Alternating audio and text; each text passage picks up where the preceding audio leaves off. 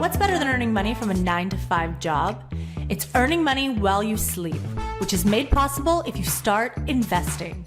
You're listening to the Real Estate Investing Demystified with your very own dynamic duo, Ava Benisaki and August Biniaz. Tune in as we discuss everything real estate, both on the passive and active sides. We feature life-changing stories of today's real estate leaders that will help build your own roadmap to success. This is a show that will lead you to a diversified portfolio, a much bigger revenue, and a next-level venture that brings you a smooth cash flow. Let's get this episode started.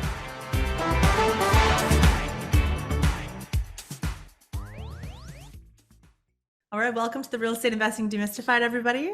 Welcome our listeners and viewers. Really appreciate you following us, and it's exciting when you see those views. And it is. I mean, on podcasts, you don't get to see, I don't know how people know how many people listen to it. I don't think you can actually see. But people promote that they've had 500 listens, 500,000 listens. How do they gauge that? We gotta look into that. We gotta look into that. We're behind the game. Yeah. So we're here in mid-November. This big thing's happening in our personal life. But aside from that, it's very interesting times in the market.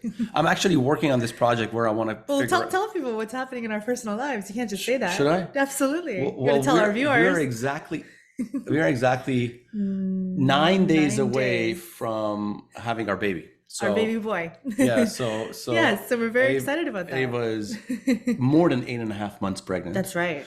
So yeah, anyways, still rocking it. That's still super. It. I can't even believe it because it's our first kid and my first kid, and then I feel like I've been a father to many over time in my life. But this is now I'm going to get to have my own kid. That's right. We're having a son. But maybe we can do a video about this. But let's kind of get back. Our guests are waiting as well. But right now, very interesting time of the current market. What's happening? One of our lights has gone up, but that's fine. You can just we're good. Just leave it. Yeah. So very interesting time of the market. So real estate is cyclical. It's got 4 main cycles: recession, recovery, expansion, and hypersupply. That's right. And the question is, where are we at in the current cycle? So in my opinion, we have just almost left hyper expansion and we're in recession. Yes.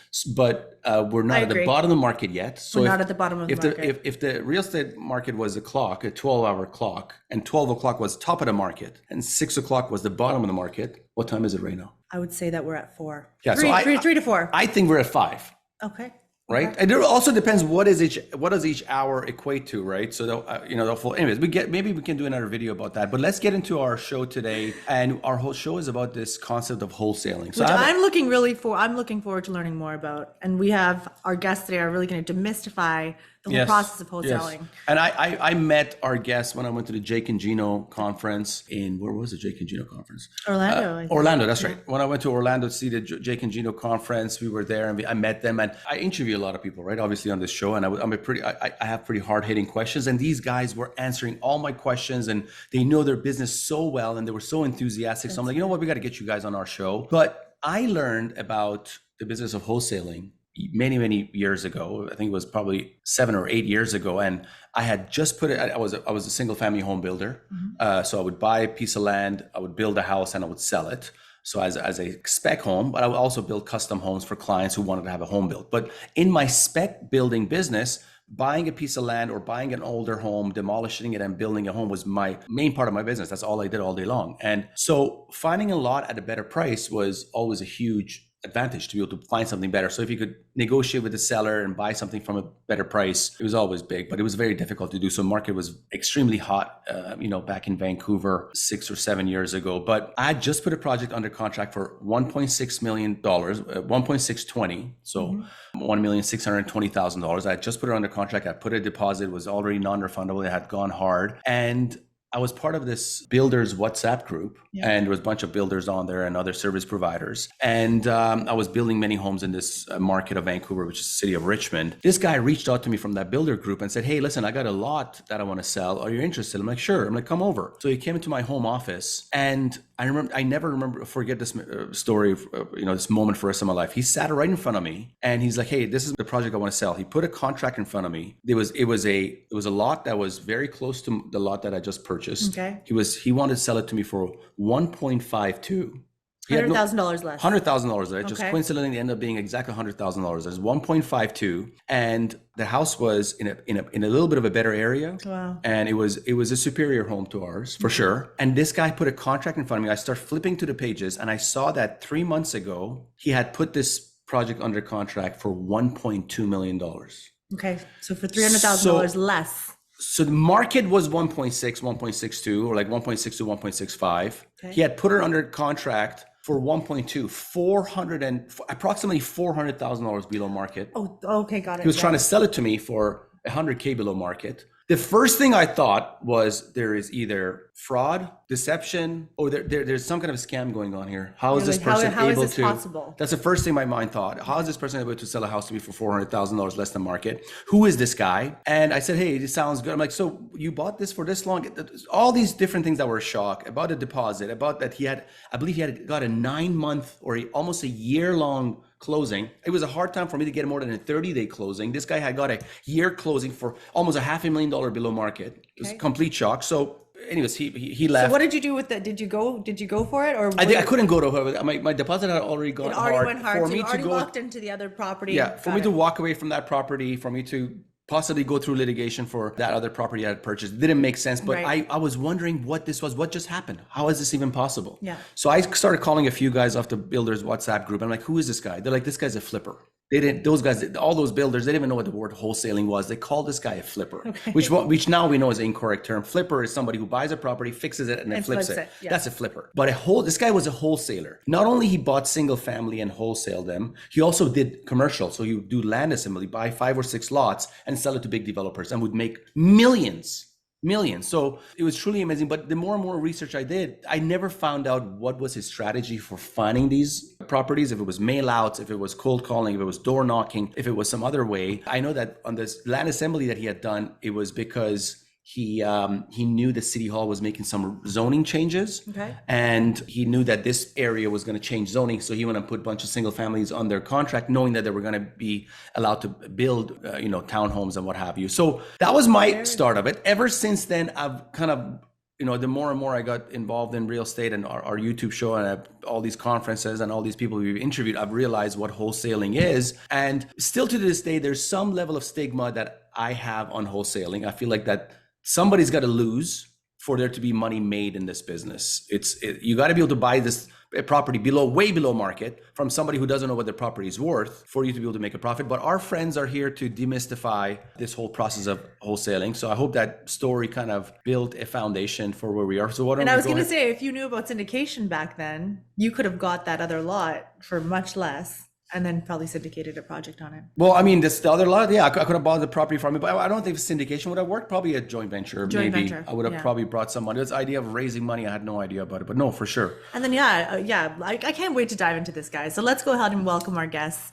I'm going to quickly tell you guys about our guests today. We're actually joined by Helena Wu and John Galan. Did I say that right, John? Galan. Galan, there we go. Awesome. All right, guys. So Helena actually has a background in finance and accounting, and she's a graduate of the University of Pennsylvania.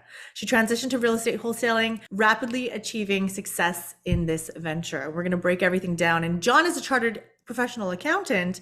He started real estate about 2 years ago, and now he's currently focused on wholesaling. So welcome to the show, guys. We really appreciate you being here. Welcome. Thank you. Thank you for having us. And first, I just wanted to say I was a certified public accountant. Chartered is more international. Thanks for clarifying. But thank you both for having us on here, and congratulations on the news on the baby. Yes. I'm very excited for you. That's got to be awesome. Thank you so much. Thanks, guys. All right, guys. So why don't we start and tell everybody, how did you get started in wholesaling? This idea of kind of get rich quick. You see it all over social media. You see it, hey, buy this course or do this and make some money. But you guys are pretty sophisticated individuals. I've met you in person myself. So what was it about wholesaling that excited you guys, aside from the quick money that this business has to offer? Is it real? Can you make money in wholesaling?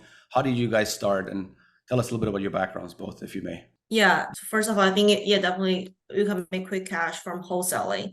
And the reason for me is because both John and I, we were having W-2 income before. And my intention was to be able to realize financial freedom and do real estate full time. So I can, do different strategies. But to be able to walk away from my W-2 job, I need to have quick cash flow happening immediately.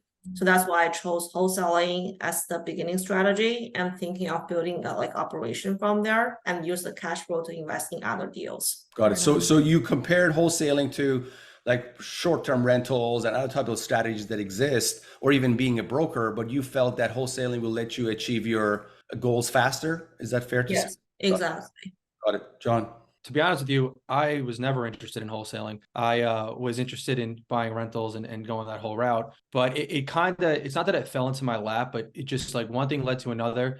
And I just remember being watching like a challenge, like Jamil, who's our mentor, he had a challenge called the Secret Agent Challenge. And I was just like, you know what, let me watch it, because before then, when I was a CPA, all I was doing was consuming content. I didn't do anything. I didn't take any action. So I was like, all right, let me watch this course, like this whatever you call it, challenge. And then at the end of it, I wound up getting on a phone call thinking I was getting on a call for like a sweepstakes, but I was getting on a call to see if I wanted to join the mentorship. And I was like, I'm not doing that. Like, but I felt something in my gut. I can't explain it. I just felt a strong pull to say, just do this, just do this.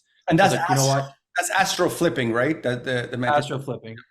Keep going. Exactly. And I felt a strong pull, and I was like, you know what? I felt like in that moment, and I just saw like my whole past flash before my eyes, and how did I get here? What all the things that led up to here, and I was like, okay, I feel so strongly about this. Let me just do it. So I did it, and that's kind of how I got into wholesaling. It wasn't like an intention. I didn't plan on it. I didn't think about it. I honestly told myself I'd never going to do it, and then I got into it, and I just started taking action, and then I fell in love with. I mean, the mentorship is all about mindset and taking action and doing that. So I just started doing it, and I got really good at it. Got really strong on my mindset, and that's how I got into wholesaling. And how did you guys meet? We met through the mentorship. Okay, great. Okay, so you were actually part of the same mentorship. Yeah.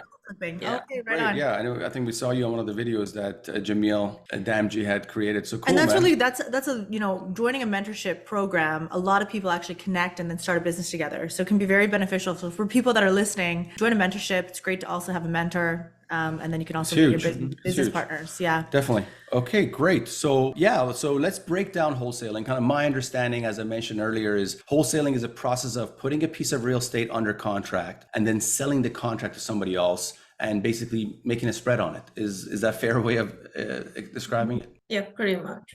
you want to add? Much. And like we're not flippers, but we are technically flippers. We just, instead of flipping houses, we flip contracts. Contract. Yeah. That's nice. Nice way to put it.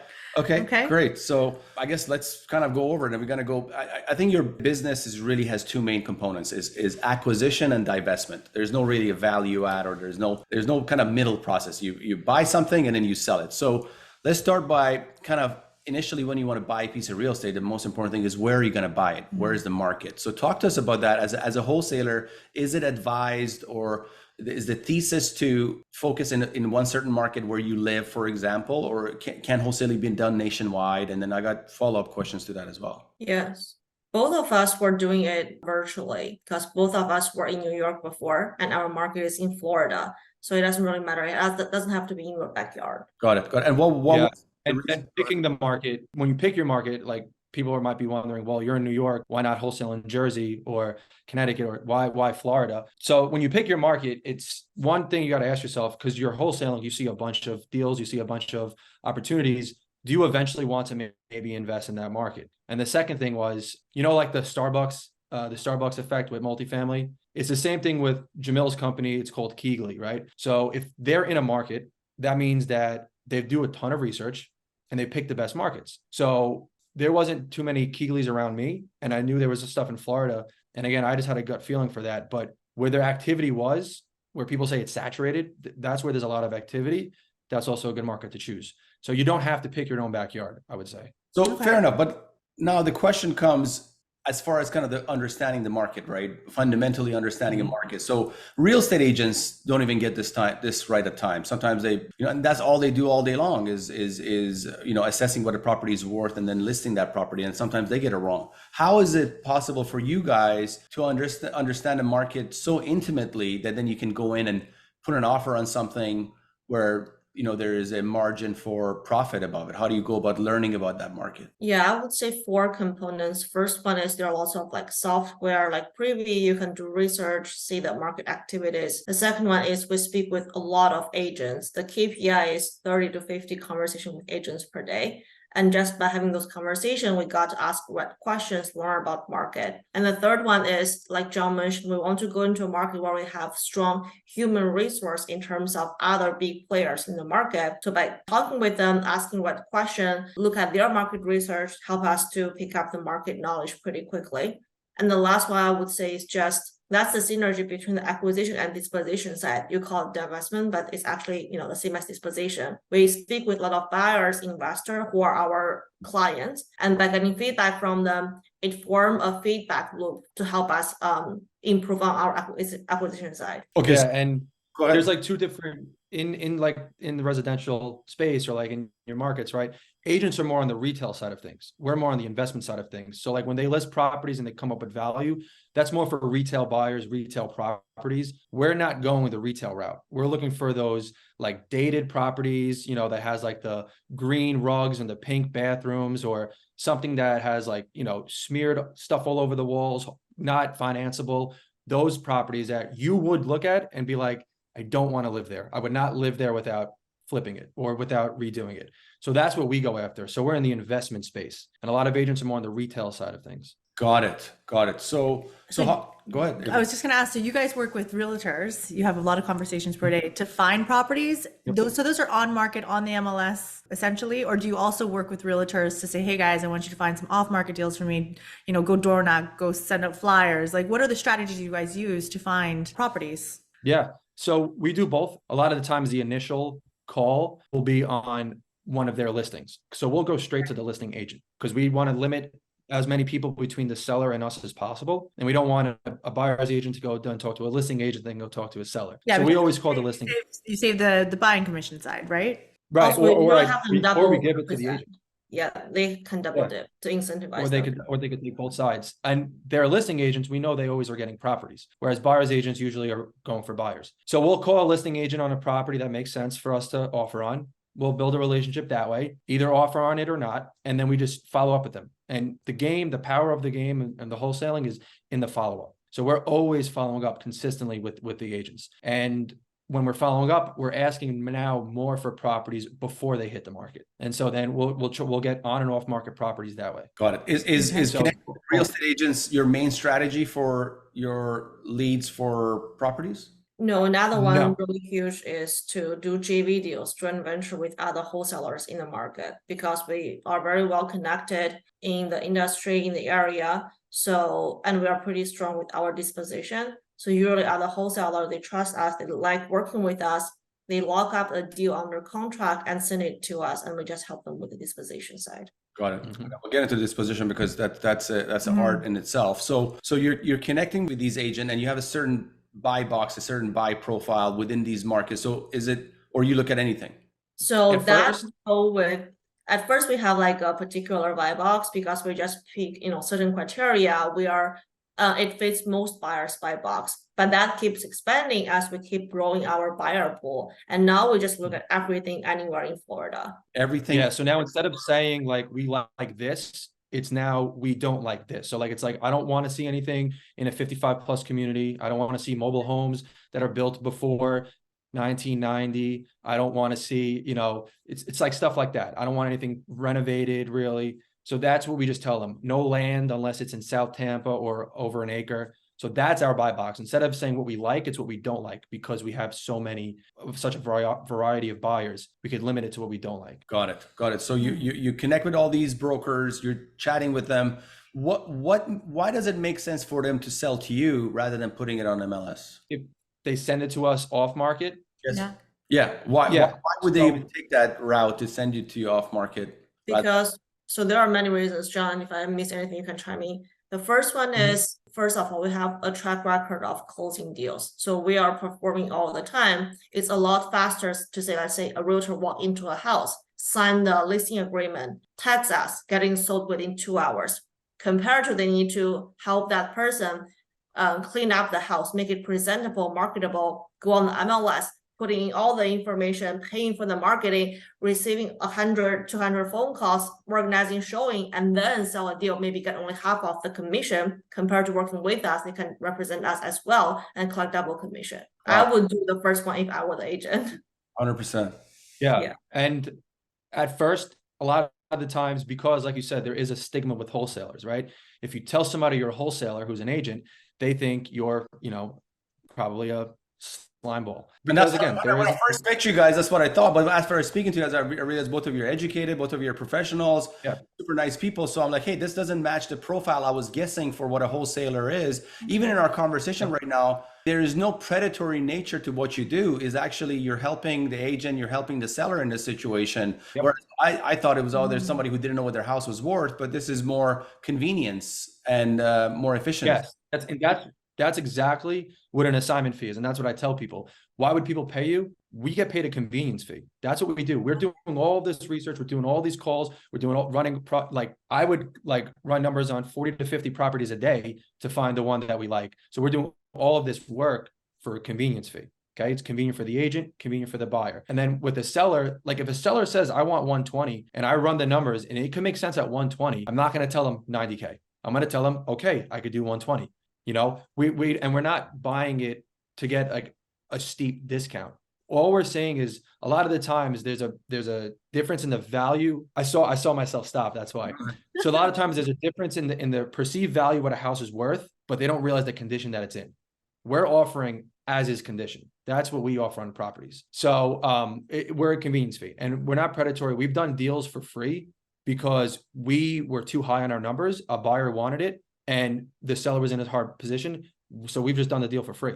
We're not going to cancel because we're not getting paid. Because at the end of the day, we solve problems and we spot potential. That's what we do. That's what wholesalers are supposed to do. Now, obviously, there are in any industry, there's going to be good apples and bad apples. But for some reason in the wholesaling industry, the bad apples get the spotlight and the good apples get swept under the rug. Nobody really knows about them. There is such thing as ethical wholesaling and unethical wholesaling. I think, I deal with a lot of wholesalers. I see it and some of them are frustrating. But at the end of the day, I wouldn't judge the whole industry based on a couple of bad apples. Fair enough. All right, so let's discuss negotiations. So we discussed that, but is there any situation where you go directly to the seller and not broker? And not use a real estate agent? So I think two scenarios. The first one, if there is a listing agreement, we always go to agent just to be respectful and we cannot go around them. If there is no listing agreement, let's say if a wholesaler sends us a deal, for whatever reason it doesn't work out and our wholesaler is just not being ethical, then that's when we will go to the seller directly. Got it. But none of your strategies is to be able to go directly to sellers. Your strategy involves a conduit, an intermediary. Yes, because that way we can, one contact can keep bringing us multiple deals. Maybe in the future we'll add on direct to seller, but at this point we want to leverage other people to get more deals. So your guys' strategy is not direct to the seller, so that makes sense here. But some wholesalers, their strategy might be direct to seller. Yeah, that's correct. And also that helped us to almost cut off the marketing cost 100%. Got it. I understand now because when I thought of wholesaling, guys, I thought it was people door knocking, or finding like an elderly person that needed to sell and getting a really good deal on the property and then flipping the contract. So that's really, really cool. Got it. You guys work with real estate agents. Let's talk about other service providers that are needed in your business. So That's you got the real estate agent, you're putting an offer, you're putting the property under contract, but you're selling that contract eventually to somebody else. You're buying yourself enough time on the contract. And we'll get into the mechanics of the contract, but what other service providers are needed? Because I don't think you need escrow or an attorney, or do you? Talk to us about that. Yes, you definitely do. Depending on the state you're in. If you're in an attorney state, you're going to need a closing attorney. And but you're not closing though. But it's the end buyer is still closing on it. Maybe there's still a closing. Maybe what you guys can do is walk us through the process. So you contact a realtor, you find a property, and then what's the next step? Then I get another contract. And if you use an agent, you have to use the realtor contract for that state.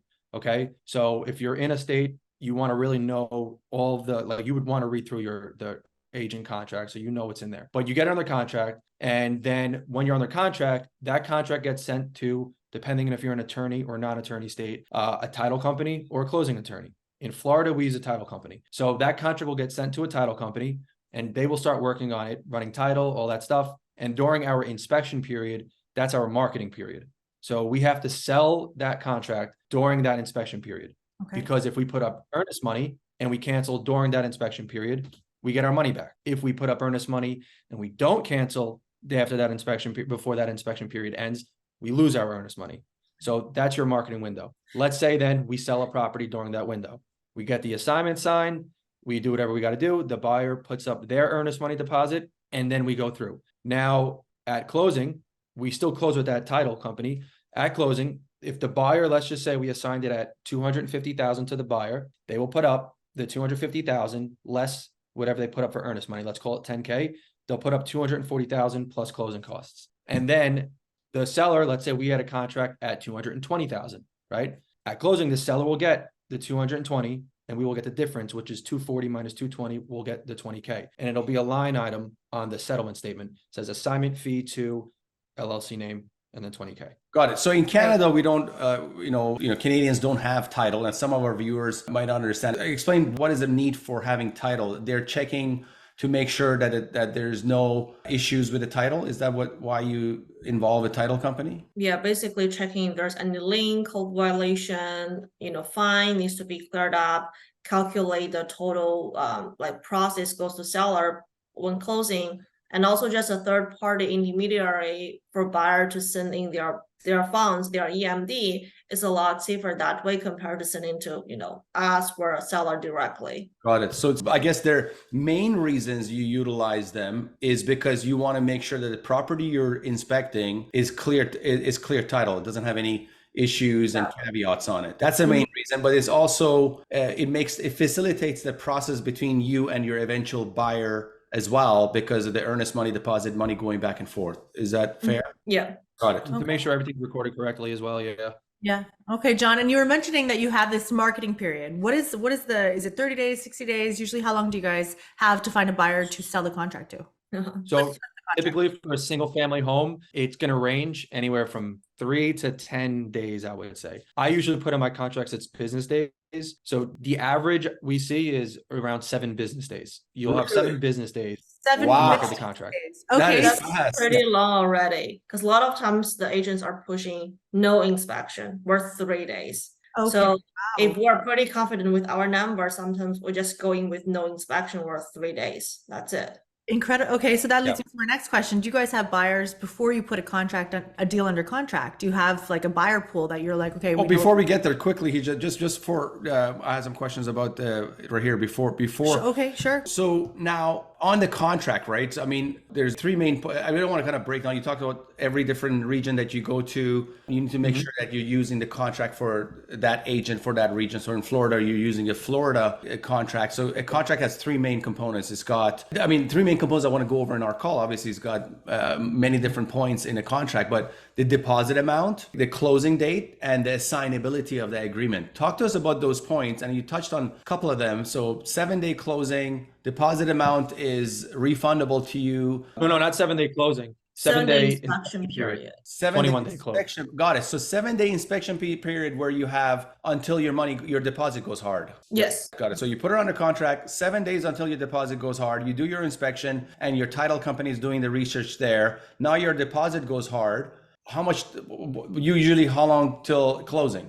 30 days? Usually 2 weeks. 2 weeks. But that includes the inspection period. So total from getting under contract to closing will be 2 weeks. Oh, wow. Okay. So that's still pretty quick. Now talk to us about the assignability of the agreement. Are standard Florida contracts automatically assignable, or do you have to do some amendment to the contract? So it has 3 boxes. It has non-assignable. It has assignable but not released from liability. It has assignable and released from liabilities. Typically, we pick the second one. So it's assignable, but we're not released from liabilities. And very off chances, if it's absolutely not assignable for the agent or for the seller, we just do a double closing. Explain that. So basically, we close with the seller on AB transaction and sell to the end buyer on BC transaction on the same day, because we have really good relationship with our title company. what they can help us to do is do a flow through funding.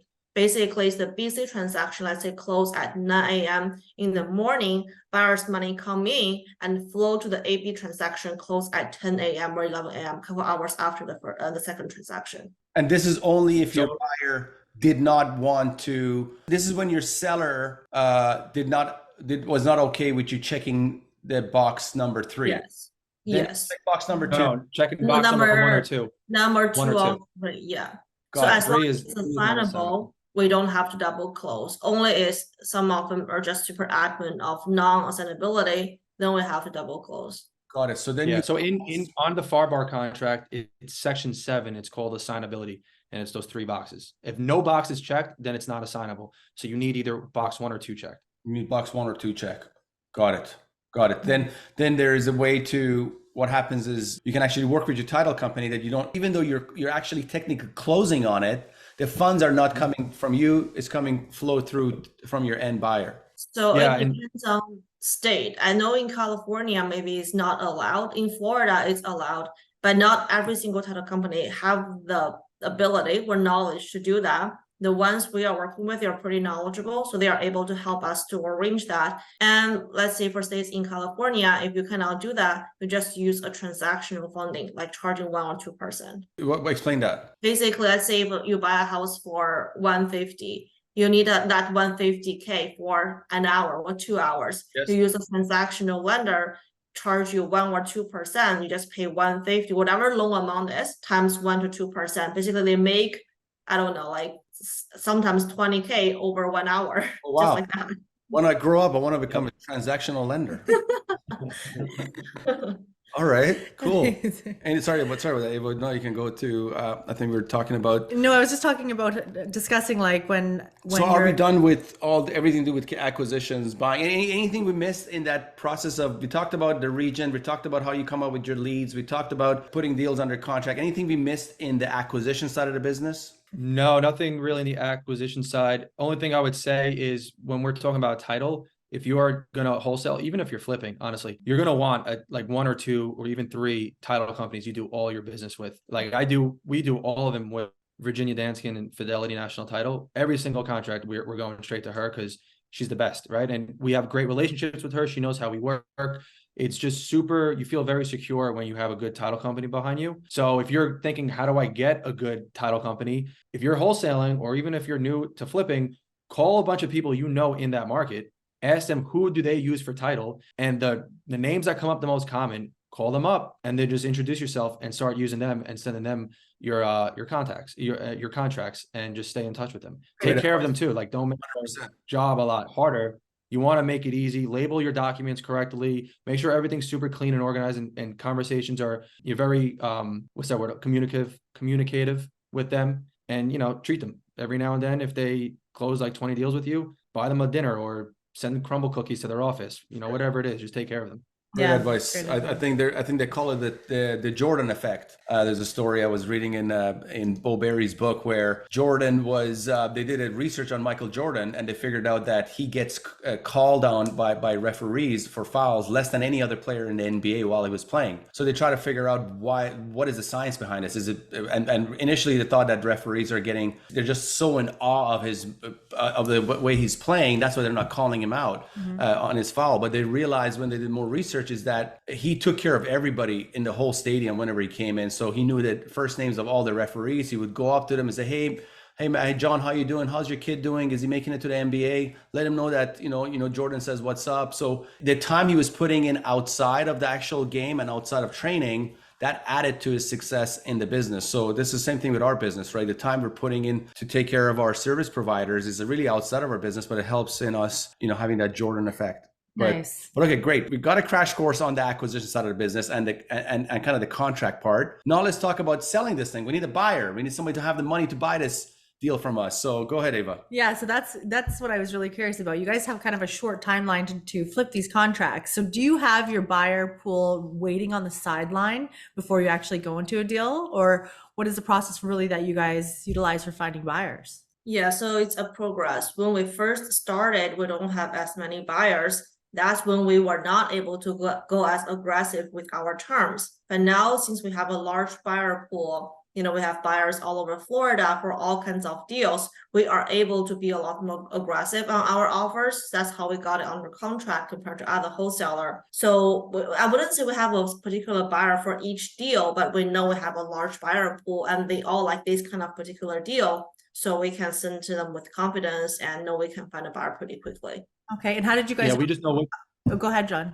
We know what deals, like we don't have a buyer like, oh, I'm about to lock this up, I'm sending it to this guy right now, he already committed. Like we don't market a deal without having a contract because we can't do that. That's not And it's a necessarily waste of illegal. buyer's time. They hate that. And it's a waste of buyer's time when we don't have control over it, right? So there are times where we cancel because we know what we're looking for, right? I'm not going to call and offer on a 1975 mobile home because I know I don't have anybody for that. So if somebody sends me that, I'm passing on it right away. And also any mobile home built before 1976 isn't financeable anyway. I know there's some ways around it, but typically for anybody who wants to know that, look for mobile homes built after 1976. So we just don't spend time on deals we have like a very low likelihood of selling. Right. Got it. But I'm wondering, how did you guys originally find buyers in the first place? Because here at CPI Capital, I mean, we went through all these processes and built all these funnels to kind of get investors, through the funnel, so that when we eventually had a syndication deal, we can present to them. So how did you guys originally start by even finding a buyer where you knew that, okay, they're looking for these types of good deals that you could flip them the contract to? Well, I guess my story, that guy found me through the builder That's right, WhatsApp yeah, group, and, yeah. and that my signs were all over that neighborhood that I built homes in that neighborhood that he had the lot. So That's that's how he right. found me. But yeah, go ahead, guys. How do you find your end buyers? So there are a lot of ways, like you said, finding the signs, posting in Facebook group, all kinds of networking event is one way. But a more methodic and efficient way, in our opinion, is like the property, if it's a fixer-upper, right? Usually after a few months, it will be renovated and then resold on the market as a beautiful renovated house. And then we just skip trace, okay, who bought that fixer-upper and who is the current seller? Then that person is the flipper we want to reach out to sell our properties to. Got it. So your buyer profile is a fix and flipper. That's the best profile for you. Yeah, and where some often want to do like a BRRRR, hold as a rental, that also works. Right. Okay. Got it. That makes a lot And of developers, even developers too, because we might get a tear down property or Got it. even some land. So developers as well. Just honestly, any other real estate investors using cash, private money, or hard money to purchase their property. Yeah, but you're more focused on value-added investors, right? Investors who are developing or renovating. You're not really looking for the cash flow guy, because if some of the properties you buy might not be livable, that guy doesn't want to go through the process of having to renovate and all that other stuff. So it's got to be a buyer who has a level of sophistication in construction and development and what have you. I would say, yeah, that's the majority of our business, but we do have the capability of wholesaling creative deals too. It's just not the bread and butter. So for example, if a house is beautiful, but has low equity or sellers in a hardship, we can structure a deal on terms and wholesale to some buyers looking to do like a short-term rental or tax buyer. So we have the capability of doing that. It's just not as much volume compared to our cash deals. Got it. And just out of curiosity, what percentage of your deals do you lose your EMD on? Do you have any KPIs on that? What percentage? Yeah, Zero. never happened.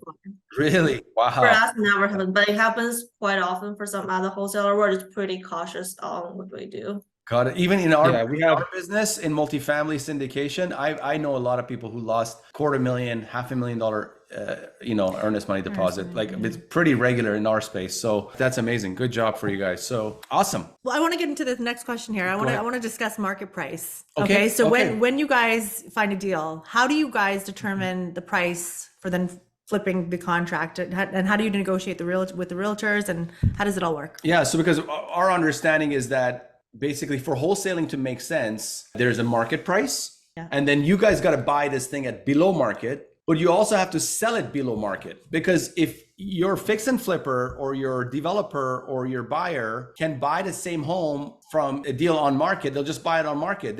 You have to have a competitive advantage, which is a lower price, to sell it to them. That means you got to buy something below market and sell it below market. Is that true?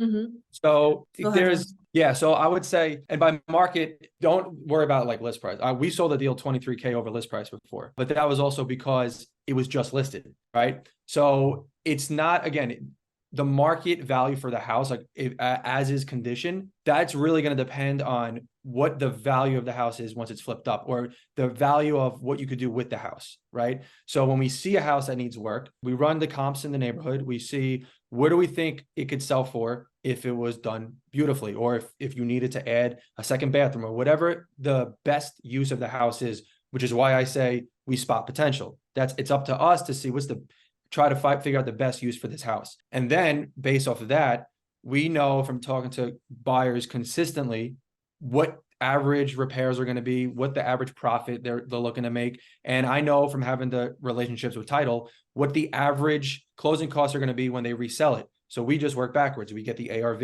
we take out usually around 10% for closing costs and holding costs for the flipper. And then we subtract out the repairs and then subtract out the estimated profit. And we know that's where we have to sell it to a buyer at, right? Give or take 10 grand. So if we know that's where we got to sell it at, we just have to be below that number. Okay. Now there are some flippers that will offer 30K below that number. And then we'll have some flippers that come in at that number. So the whole, you have to get it at a discount and sell it for less than most people, not necessarily true. I just got to get it to somebody where it makes sense for them, where they could make their profit appetite. And again, it's not like if it's a horrible looking house and it needs a ton of work, if it's worth as is 175, we could sell it at 175. But guess what it gets listed at? 220, 235. Right. That's also why there's you're not low. I'm not lowballing anybody. Your offer and asking price is usually just too high. So there's a difference, and it's a different way of perceiving things. Instead of saying I'm sending you a lowball offer, no. You're asking for a high amount. I'm giving you what it's worth. You're just asking for too much. Okay. Now, sometimes we might be a little too conservative, and we might be a little low, but again, it's all about the perceived value of the house. And then you come off of that number is where you get your offer. And John, when you guys go to your buyers, do you put together a package saying, hey, if you did this, and this renovation, or a pro forma? Yeah. Do you put something pretty together for them and say, hey, if you accomplish these renovations, you're going to be able to sell it for this. You just give it to them as it is. We usually give them include the some number. ARV, which is after repair value, basically is the value of the house after you fix it up. And we, give some comps to substantiate our number for ARV.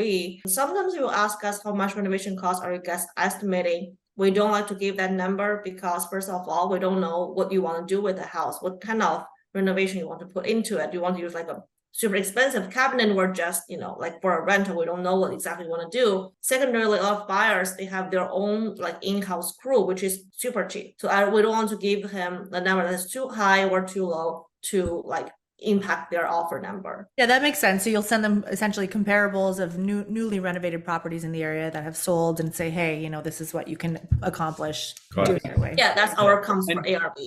Makes sense. And some of them, I might think, oh yeah, the only play is to do this. And then an experienced flipper might be like, I'm just going to build a shed in the backyard and turn that into an ADU and then add a second bathroom. And I'll get 100K more than what you think I could get for it. But they're not going to tell me that. They would have offered, 40K more than I asked. So if we tell them an exit strategy, we then limit their imagination. So we let their imagination run wild. Do what you want to do. You're the flipper. We're just giving you the price that we could sell it to you at. Got it. And if you ask our opinion, we could give you our opinion, but got it. Yeah, but at least we want to make sure for at least, fix and flip, whereas a normal rental, the number makes sense. Got it. So you've never lost an EMD. Have you ever had to close on the deal? We haven't double closed yet because we were always able to convince agent to make it assignable. So you never went in, put a deposit, your time period ran out, you couldn't find a buyer and you had to close on it yourself. You never had to go through that? We know if we cannot find a buyer by the end of inspection, we pull it. Got it. Yep, we can. Well, we've taken risks. We've had a buyer saying, yes, I'm good, but I can't put up money until Monday, and our inspection period ends on Friday. And we're like, it's worth the risk, because if we risk 5K, we can make 30K. Let's just do it. So we've risked money before, but the buyers always came through. But again, that goes, how much do we trust this buyer? How serious are they? If we're kind of I don't know, it's not worth it, let's not do it. But I've risked it 3 times, and they've always come through for us. Nice. That's okay, cool. I think that gives us a good understanding of the wholesaling business. But let's talk about when I met you guys at the Jake and Gino conference, and we had a kind of a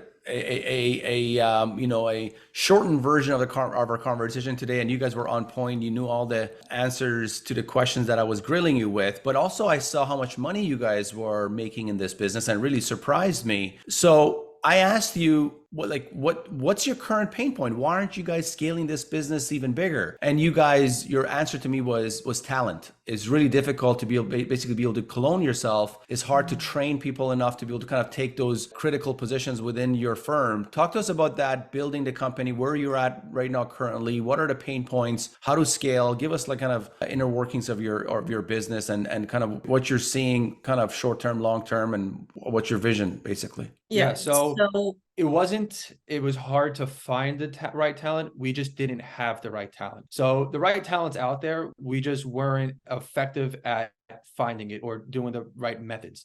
Now it's a little different. We brought on a business coach. We have a recruiter working for us to bring us talent, and we're building the team. We just hired like another 4 people, I think, over the last 2 weeks. Some VAs and another one's a non-VA. So we're getting that talent situation figured out. And with the business coach, we're also building out our systems to be more organized, more clean, and have our onboarding process a lot more dialed in. Because before then, our onboarding process was a lot more hands-on training, but now we're building out the videos, the trainual. We're getting it almost like it's its own mini course. So each department has its like own mini course. So they watch all the onboarding videos first, and then they come on shadow, and the onboarding process is a lot cleaner and smoother. So that problem we've started to fix because we were aware of it. And, obviously everybody knows it's awareness, intention, and action. AIA is like the key for anything in life. You can't solve something you're not aware of. So you got to become aware of the problem, and you got to set the intention on how you're going to fix that problem. And then you have to take the action. So we did that with our problem of talent. So now we're taking care of that. And then as far as the vision for the company is, we want this. I'm not even saying want, because we're so very big into mindset, like I said. So I've already seen this vision happen every single day, a million times. We are going to build a wholesale national franchise. And, originally it's going to be around like 5 corporate stores, give or take. And then we're going to franchise it out, the model. And we want the franchising company to make us each net $1 million a month. This is the Alex Hormozy kind of the gym launch type of style of thing, right? Similar to that? Wholesaling, yeah. Like the gym launch, but for wholesaling kind of thing, but it's a kind of franchise business. Yeah. Got it. And it's not money. We want the intention is to make us $1 million a month, of course, but it's not purely a money motivated thing either. It's because we would have solved and figured out and recreated in different markets. Like, this is the blueprint. This works. It's not quote unquote printing money. I don't like using that term, but it's almost printing money if you do the work and follow this. So we want to be able to help other people, our franchisees, able to go ahead and build that business, create the choice freedom that they want for themselves and their family, and be able to help other people, get out of that poverty stricken mindset and all that stuff. So it's a lot more involved than just the money. Obviously, the more money we make, that means the more successful other people are, but we want to be able to help as many people as possible get, got it. Make some money. And also just to teach other wholesalers in the industry to do things in the ethical way, in the right way. Yes. Yeah. And that was another pinpoint that, we were not having the right people on the team or the process system, is because both John and I were kind of visionary, and we don't really have like an integrator on the team. The only one integrator, we were putting that person on the sales role the whole time, and he was struggling. So after repositioning the whole team, now, everybody's on their right seat doing the right job for them. Yeah, let's go back to the talent. So when you bring in talent, again, they're working in those 2 positions. They're out there talking to brokers, underwriting deals, analysis, and then on the sales side, they're out there finding your sellers for you. Is that fair to say? Is that the 2 parts that...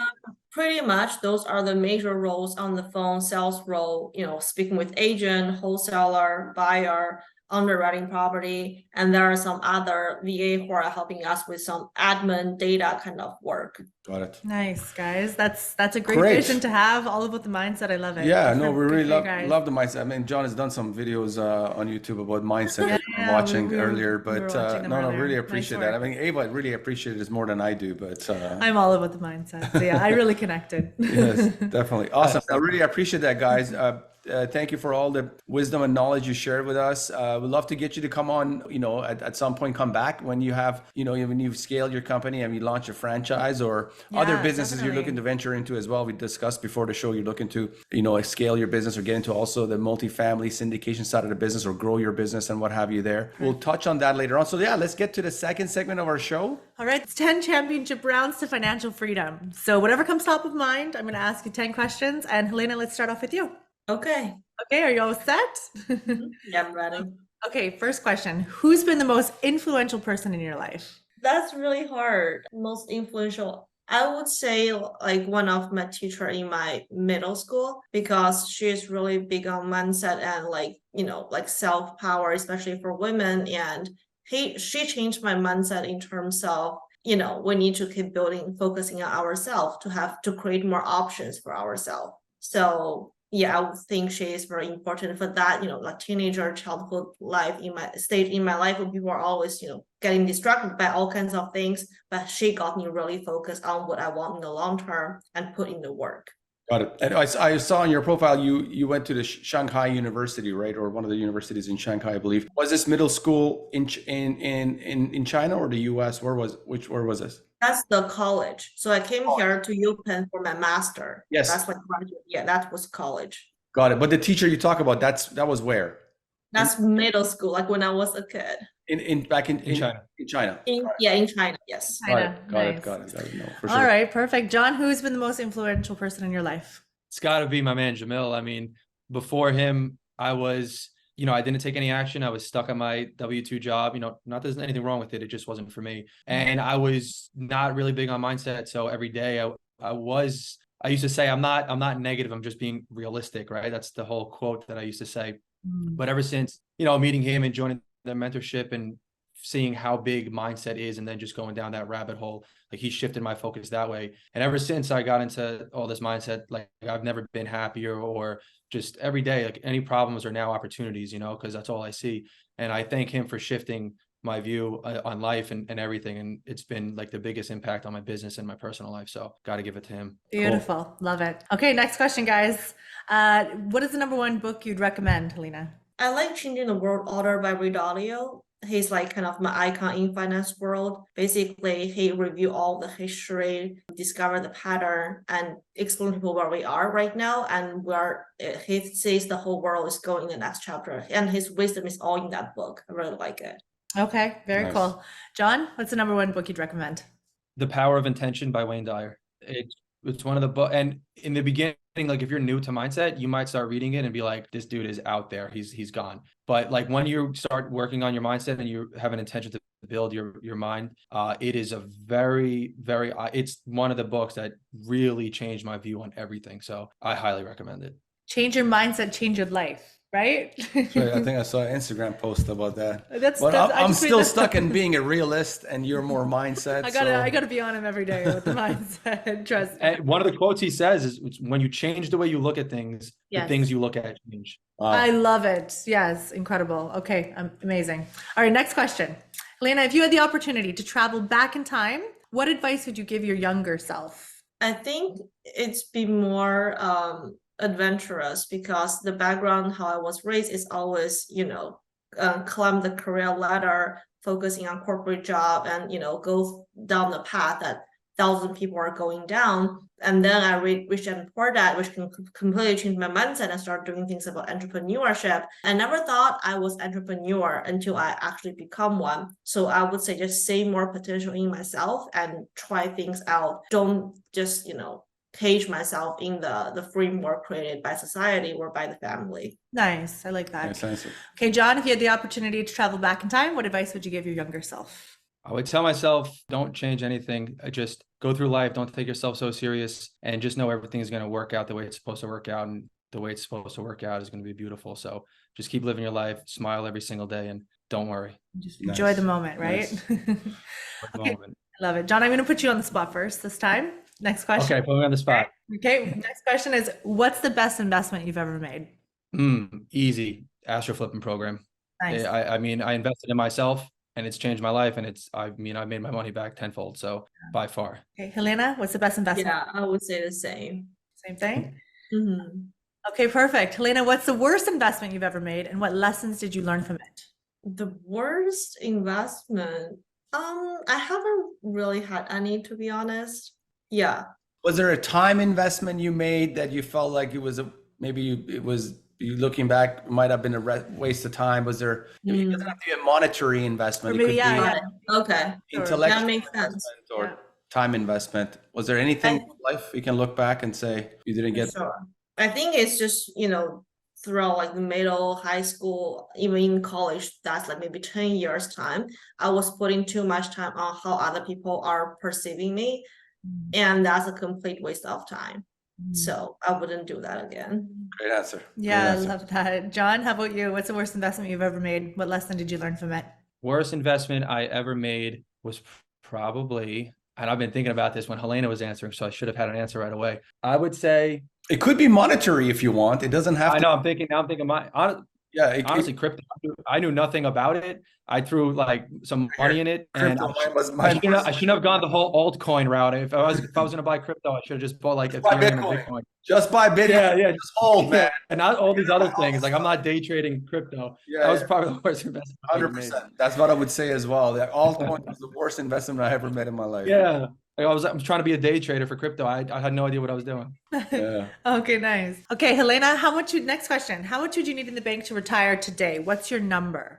I would never retire because I just like the work, the nature of the work itself. But if you ask me what would be a number in my bank account that makes me happy today, like $1 billion. $1 billion. There you go. Nice. B. Wow, nobody's B. ever said the B word on Yeah, this there you go. Took my answer. Yeah. John? Helena is, she'd be flipping for life. She'd be Got to get those shirts made up. Yeah.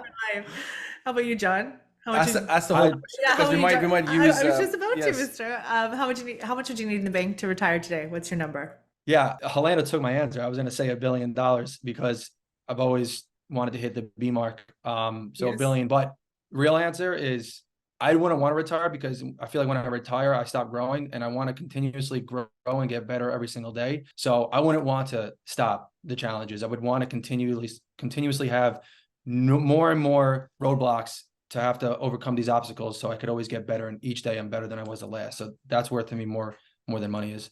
Nice. You know That's what- how you're gonna make it to the B. I was Yeah. thinking about, maybe we're giving Helena a competitive advantage over John, but Yeah. I think this is actually messing around with John because now he's got a lot of time to think about it. So he's like, hey, is that a right answer? Maybe I should change my answer. Is that right? So keep going, Ava. Well, let's switch it one more time. John, you're first this time. Okay. Next All time. right, let's do it. If you could have dinner with someone dead or alive, who would it be? Oh, dead Wayne Dyer. I would love to just speak to the man, pick his brain. I mean, every single morning, he's one of the people I listen to. He's another person that just his outlook. I know it's changed a lot of high entrepreneurs' lives Who as is well. that? If you don't mind me telling us, who is it? Just quick background. Wayne Dyer. Wayne Dyer's a big self-help guy. He was a psychologist, and he's written a bunch of books on just like your consciousness, the way you view things, connection to like source. He's a really big personal development guy. He's got books like Wishes Fulfilled, The Power of Intention. There's a spiritual solution to every problem. He's got a bunch of great content. Unfortunately, he's no longer with us, but I mean, you start listening to him and he'll just change everything. He's very, very, very good. And I listen to him every day. So I would love to just be able to pick his brain and just talk to him. Nice. All right, cool. Were you going to say somebody alive as well? Or it felt like when he first started? You don't have to, but I said, so. Oh, if I would pick somebody alive right now? You don't have to, but if you initially when you started talking, I felt like you had two set out already two people, but it's totally up to you. Yeah, no, I mean, Wayne Dyer has always been the one. Wayne Dyer and Bruce Lee were like the two people that I was a toss up between. Cool, Bruce Lee. Cool. All right. Okay, Helena, if you could have dinner with someone dead or alive, who would it be? I think Chamath, he's alive. He's like a venture capital guy, several billionaire. He's like the host of All In podcast. I think he's smartest among all of them, but yeah, I just really appreciate his perspectives and I would love to meet him. Yeah. Well, he was one of the first people on Facebook, right? He got a big piece of Facebook. I think he was one of the first engineers on Facebook, if I believe. And yeah, he's doing some great things. I love the video, and I keep watching his video, and I've sent his video to more people, Chamath's video to more people than any other video. And it's a video of him saying just being a great copycat. You know, you don't have to reinvent the wheel. Just learn what other people do That's and right. just do it a bit better. Be a great copycatter. So Nice. that's a great video. Nice. Okay, Helena, next question. If you weren't doing what you're doing today, what would you be doing now? If I'm not doing what I'm doing today in Like, real any dreams you had in life, like would you be a race car driver, or would you be a pilot, or Oh, would you be a dancer? Was there anything outside of, yeah. or you know, was there something you would have been doing today if you weren't doing this? I would be very deep in fashion world, like attending shows, networking with those people in the fashion industry. I love fashion. Oh, beautiful. Fun. Cool. I think me Fun. too. I think I would have been in fashion as well. Mr. Fashionista over here. Okay.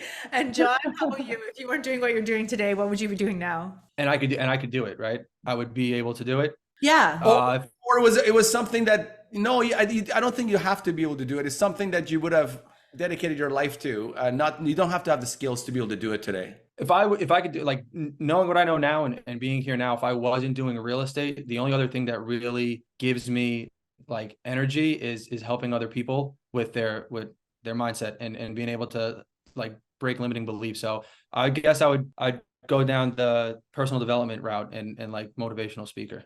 Believe me, I've been feeling that the whole show. You know, I was about to retain your services as my personal development coach already. A little closer to the mic. All right. Okay, next question. Lena, book smarts or street smarts? Who I am or who I want to be? No, like what do you think's better? Book smarts or street smarts? Oh, street smart, 100%, I feel like. Because who not how, you can always find some book smart people, but you have got to be street smart to find them. There you go. I like that. Okay. All right. See, that this is the problem. This is the problem with going second. Helena just keeps taking my answers, so Yeah. I sound like a copycat.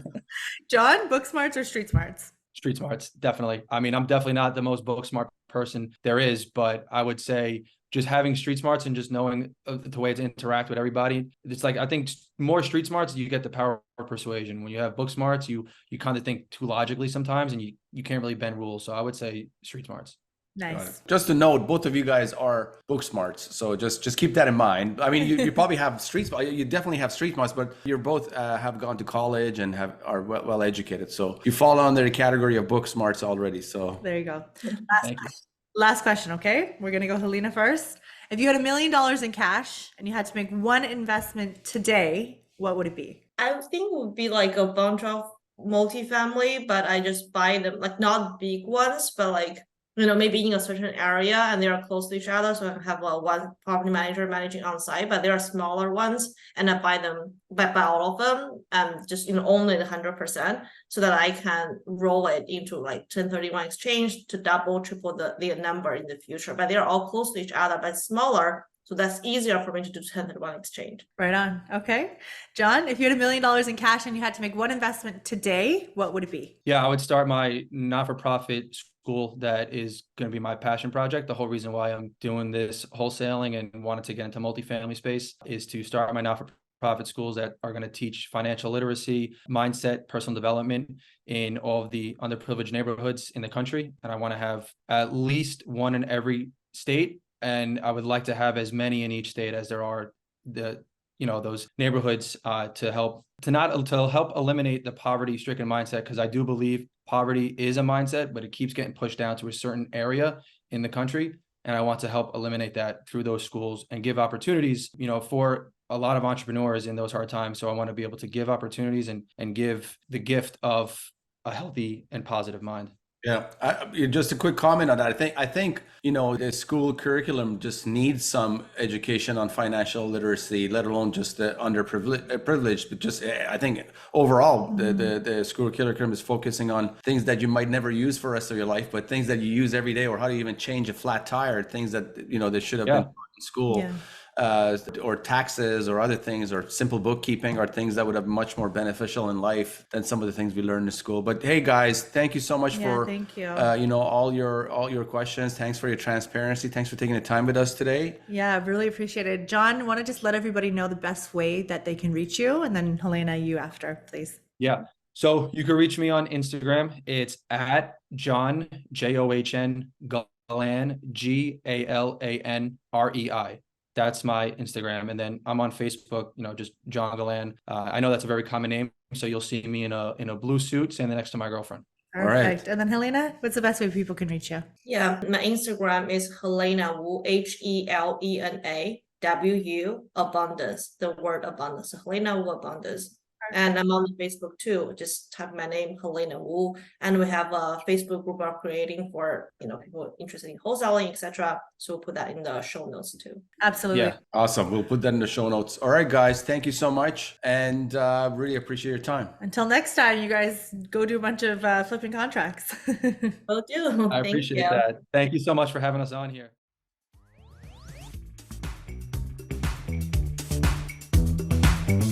Thank you for joining us for this episode. We hope this conversation enlightened you on how to win big in this highly profitable and risk-averse space. Get on your feet and embrace this world that offers so many opportunities just waiting for you out there. Continue your journey to becoming a savvy real estate expert by subscribing to the show at cpicapital.ca. Don't forget to leave a positive rating and share with your friends. See you on the next one.